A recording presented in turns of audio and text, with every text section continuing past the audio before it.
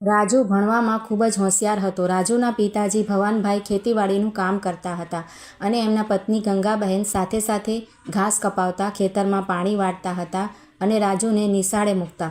રાજુને ભણાવવા માટે ગંગાબહેન અને ભવાનભાઈ રાત દિવસ મહેનત કરતા અને રાજુને ભણાવીને કોલેજ કરાવી. ગામમાં લોકો કહેવા લાગ્યા કે ભવાનભાઈ, હવે તો ઉંમર થઈ ગઈ છે છોકરાની, ક્યાંક છોકરી શોધો અને લગ્ન કરાવી દો એટલે ગંગાબહેનને વહુ આવી જાય અને આરામ મળે. ભવાનભાઈએ ગામવાળાની વાત સાંભળીને કહ્યું કે તમારી વાત સાચી છે, આખી જિંદગી કામ જ કર્યું છે રાજુની માએ. હવે વહુ આવે તો આરામ કરે અને અમે બંને ભગવાનનું નામ લઈએ. એમ કહીને ભવાનભાઈ ઘરે ગયા અને ગંગાબહેનને વાત કરી કે રાજુના લગ્ન માટે છોકરી જોવા માટે આપણે તૈયારી કરીએ. ગંગાબહેન કહે, હા, સાચી વાત છે તમારી. હવે આપણે રાજુને પરણાવવાનો છે, બાકી બસ પછી જીવને શાંતિ. રાજુની વહુ આવે એટલે આપણે બધી જવાબદારી એને આપી અને 4 ધામની યાત્રા કરવા નીકળી જશું. આમ વિચારીને રાજુ માટે તેમણે સારા ઘરની છોકરી શોધી. સગાઈ થઈ. પછી થોડા સમય બાદ લગ્ન કરાવ્યા અને વહુ ઘરે લાવ્યા. 1 મહિના જેટલો સમય પસાર થયો. એક દિવસ રાજુની પત્ની વૈભવીના મમ્મીનો ફોન આવ્યો એટલે એ રસોઈ બનાવતી મૂકીને ફોનમાં વાતો કરવા લાગી ગઈ. ભવાનભાઈ અને ગંગાબહેન ખેતરથી ઘરે આવ્યા. જોયું કે વૈભવી એની મમ્મીથી વાતો કરે છે. ગંગાબહેને કહ્યું, તો ચાલ હું હાથે જમવાનું લઈ લઉં. ગંગાબહેને રસોડામાં જઈને જોયું તો શાક સુધારેલું હતું, લોટ બાંધવો બાકી હતો અને તેલ ગરમ થઈને ધુમાડું કરતો હતો. આ બધું જોઈને ગંગાબહેને ગેસ બંધ કર્યો અને વૈભવીને સાદ આપ્યો. વૈભવીએ કહ્યું, શું છે? ગંગાબહેને કહ્યું, બેટા, રસોઈ બનાવતી હતી તો ફોનમાં વાતો કરવા બેસી ગઈ, વાંધો નહીં, પણ ગેસ તો બંધ કરાય ને. અને અમને 1 વાગ્યે જમવાની આદત છે. પહેલાં ખેતર જતી હતી તો હું બનાવીને જતી હતી, હવે તું આવી ગઈ એટલે હું તારી પાછળ મૂકીને જતી રહું છું. આ સાંભળીને વૈભવીએ કહ્યું, મમ્મી સોરી, ગલતી થઈ ગઈ. પછી ગંગાબહેન અને વૈભવી બંને સાથે રસોઈ બનાવી અને બધા ભેગા મળીને જમવા બેઠા. જમીને કામ પરવારીને વૈભવીએ એની મમ્મીને ફોન કર્યો અને બધી વાત કહી. વૈભવીની મમ્મીએ ફોનમાં શું કહ્યું ખબર નહીં. 3 દિવસ બાદ વૈભવીએ બોલવાનું શરૂ કરી દીધું. રાજુ જોડે ઝઘડા કર્યા, ગંગાબહેન સાથે કચકચ, ભવાનભાઈ સામે ઊંચા અવાજથી બોલે. આ બધું રોજ સવારે શરૂ થાય તે સાંજ સુધી ચાલુ જ રહે. વૈભવીએ આમને આમ સાસરામાં તબાહી મચાવી નાખી હતી અને આખરે અલગ રહેવા જતી રહી. એના પતિ રાજુએ પણ એની પત્નીનો સાથ આપ્યો અને મા બાપને મૂકીને જતો રહ્યો. 1 વર્ષ પછી એના ઘરે દીકરાનો જન્મ થયો. એ ખુશ થઈ ગયો અને આખા ગામમાં પેંડા વહેંચ્યા અને એના સાસુ સસરાને શાળાને નવા કપડાં પણ લઈ આપ્યા અને એના મા બાપને ખબર પણ ના પડી કે અમારા ઘરમાં વારસદાર જન્મ્યો છે. એક દિવસ ગંગાબહેન બજારમાં જતા હતા ત્યારે અચાનક સામે જોયું. રાજુ અને વૈભવી ગાડીમાં બેસીને જાય છે અને હાથમાં એક બાળક છે. આ જોઈને ગંગાબહેન રાજી રાજી થઈ ગયા અને રાજુ કહીને રાડ પાડી.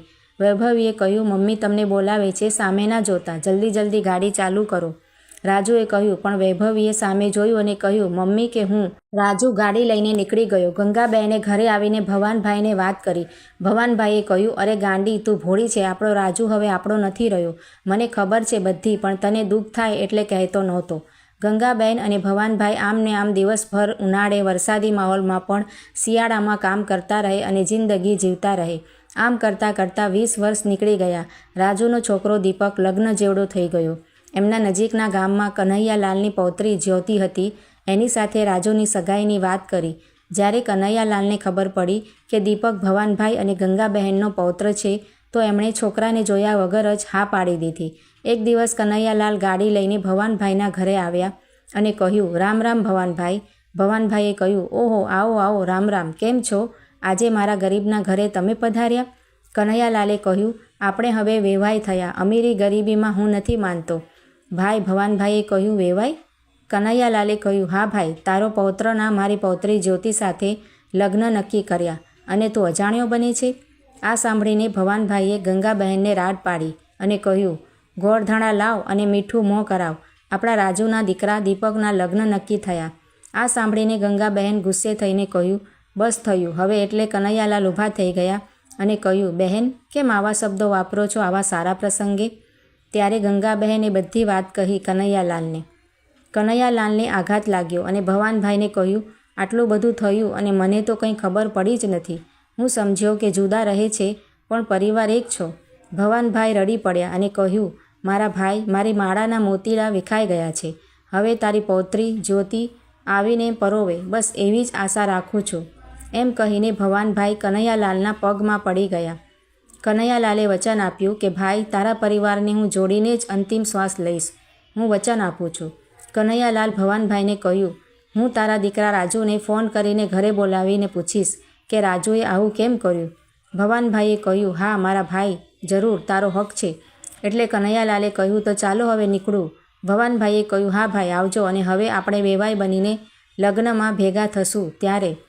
કનૈયાલાલે કહ્યું, હા હા ચોક્કસ. એમ કહીને કનૈયાલાલ ત્યાંથી ઘર માટે રવાના થયા અને રસ્તામાં જ રાજુને ફોન કર્યો અને કહ્યું કે બેટા, મારા ઘરે આવજે, મારે થોડું કામ છે. રાજુએ કહ્યું, શું કામ હશે? મને કેમ બોલાવ્યો હશે? રાજુને મનમાં વિચાર આવ્યો કે વૈભવીને સાથે લઈને જવું તો સારું લાગે, એટલે વૈભવીને ફોન કર્યો અને કહ્યું, તૈયાર રહેજે, આપણે દીપકના સાસરે જવાનું છે. વૈભવીએ કહ્યું, હા હું તૈયાર રહું છું, તમે આવો એટલે નીકળીએ. રાજુએ કહ્યું, સારું. રાજુ ઘરેથી વૈભવીને લઈને કનૈયાલાલના ઘરે ગયો. ત્યાં કનૈયાલાલના પત્ની ભારતીબહેનને જોઈને કહ્યું, આવો આવો મોંઘેરા મહેમાન, કેમ છો? રાજુ અને વૈભવીએ કહ્યું, તમારા આશીર્વાદ છે. આ સાંભળીને કનૈયાલાલે કહ્યું, આશીર્વાદ તો અમારા હોય જ ને. તારા બાપને મહેરબાની છે મારી ઉપર, અને અમે તને શું આશીર્વાદ આપશું? આશીર્વાદ તો મા બાપના વધારે પડે. આ સાંભળીને વૈભવી રાજુ સામે એક સરખી આંખોએ જોઈ રહી. રાજુ અને વૈભવીએ કહ્યું, બોલો બોલો, શું કામ હતું? એટલે કનૈયાલાલે કહ્યું, બેટા, કામ તો રાજુનું હતું, પણ તમે સાથે આવ્યા તો વાંધો નહીં, બીજી વાર વાત. એટલે વૈભવીએ કહ્યું, કેમ, હું એની પત્ની છું, મારા પતિ સાથે આવવાનો હક નથી શું મારે? કનૈયાલાલે કહ્યું, હા છે, તમે પણ કોઈના દીકરી છો, જેમ મારી જ્યોતિ છે. પણ હા, જ્યોતિનો સમય આવશે જ્યારે તમારી જગ્યાએ, ત્યારે હું જીવતો હોઈશ તો જરૂરથી કહીશ કે બેટા જ્યોતિ, તારા દીકરાનું સગપણ કરે ત્યારે તારા સાસુ વૈભવી અને રાજુને આગળ કરજે, કેમ કે જે મોટા કરે એ બાળકોનું કામ નથી. આ સાંભળીને વૈભવીએ ગુસ્સે ભરે અવાજે કહ્યું, તમે કહેવા શું માંગો છો? મારા મા બાપે મને કંઈ શીખવાડ્યું નથી? કનૈયાલાલે કહ્યું, એ તો હવે તમે પોતે સમજી શકો છો. અત્યારે સગાઈ નક્કી કરી છે તો પણ તમે આવું વર્તન કરો છો. આ સાંભળીને રાજુએ કહ્યું, કાકા, માફી માંગુ છું, વૈભવીની જીભ લાંબી છે, બોલી જાય છે, પણ એના મનમાં કંઈ નથી.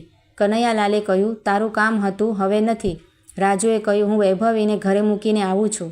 વૈભવી અને રાજુ ત્યાંથી નીકળી ગયા અને વૈભવી રાજુને રસ્તામાં બોલ કરી રહી હતી અને કહ્યું કે એ લોકોએ આપણું અપમાન કર્યું છે, આવવા દો એની પૌત્રી જ્યોતિને, હું શું કરું છું એને ખબર પડે. રાજુ ચૂપચાપ ગાડી ચલાવતો રહ્યો અને ઘર આવી ગયું. વૈભવીએ જોરથી ગાડીનો દરવાજો ખોલ્યો અને પછાડ્યો અને ઘરમાં જતી રહી. આ જોઈને દીપકે કહ્યું, પપ્પા, મમ્મીને શું થયું? રાજુએ કહ્યું, કંઈ નહીં, તડકામાં તપી ગઈ છે.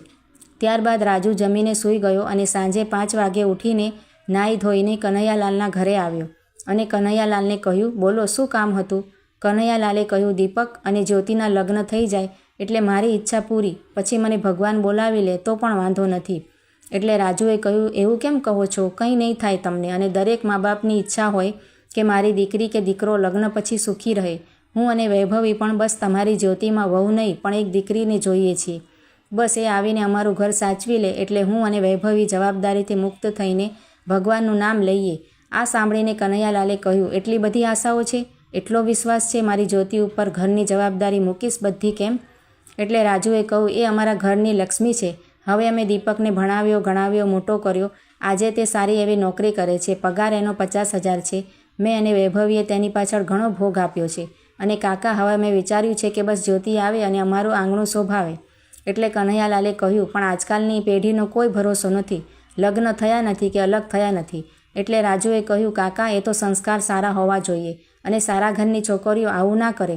અને રહી વાત અલગ થવાની, તો એ તો દીકરાને વિચારવું જોઈએ કે નાનપણથી એના મા બાપને તડકામાં તપી અને અમને છાંયો આપતા જોયા હોય અને ભણાવ્યા ગણાવ્યા હોય, પેટે પાટા બાંધીને એમને ઉછેર્યો હોય. એક દીકરો કોઈ પારકી સ્ત્રી આવતા જ કેમ પોતાના મા બાપને ભૂલી જાય? એટલે કનૈયાલાલે શું સરસ જવાબ આપ્યો છે કે બેટા રાજુ, જેમ તું વૈભવીના આવ્યા પછી તારા મા બાપને ભૂલી ગયો. આ સાંભળીને રાજુ દંગ રહી ગયો અને કહ્યું, કાકા, આ બધું તમે શું કહી રહ્યા છો? કનૈયાલાલે કહ્યું, હા બેટા, તું આજે બાપ બન્યો ત્યારે તને સમજાયું કે મા બાપ શું કરે છે સંતાન માટે, અને એ જ સંતાન છોડીને ચાલ્યા જાય છે ત્યારે એમની ઉપર શું વીતે છે એ ફક્ત એક દીકરાનો બાપ જ સમજી શકે છે. રાજુ કનૈયાલાલના પગમાં પડી ગયો અને રડવા લાગ્યો અને કહ્યું કે કાકા, તમે મારી આંખો ખોલી દીધી, હું ભટકી ગયો હતો, મને માફ કરો. કનૈયાલાલે કહ્યું, તારા મા બાપ જોડે જઈને માફી માંગ, તું એમનો ગુનેગાર છે. એટલે રાજુ કનૈયાલાલની વાત માનીને ભવાનભાઈ અને ગંગાબહેનને મળવા ગયો. ત્યાં પહોંચીને તરત જ બંનેના પગમાં પડી અને માફી માંગી અને કહ્યું કે મને માફ કરો, મારાથી બહુ જ મોટી ભૂલ થઈ ગઈ છે.